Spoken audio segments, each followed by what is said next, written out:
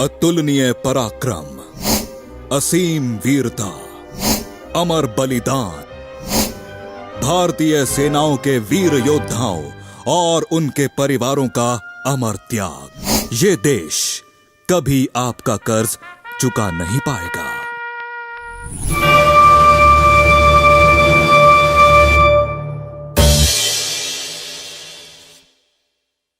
17 नवंबर 1962 को सूरज की पहली किरण निकली ही थी कि अरुणाचल प्रदेश पर कब्जा करने के इरादे से चीनी सैनिकों ने सेला टॉप के रास्ते चढ़ाई शुरू कर दी।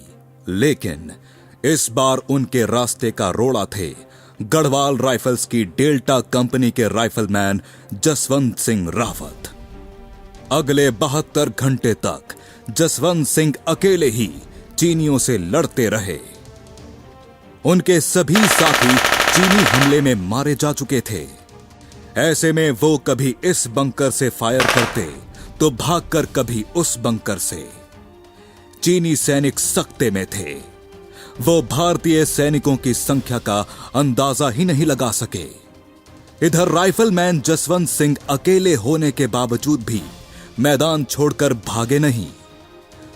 उन्होंने अकेले ही 300 चीनी सैनिकों को मौत के घाट उतार दिया। हालांकि अत्यधिक तादाद में चीनी सैनिकों ने बुरी तरह घायल जसवंत सिंह को पकड़ लिया और फांसी पर लटका दिया। लेकिन तब तक भारतीय सेना की बाकी टुकड़ियां वहां पहुंच चुकी थीं।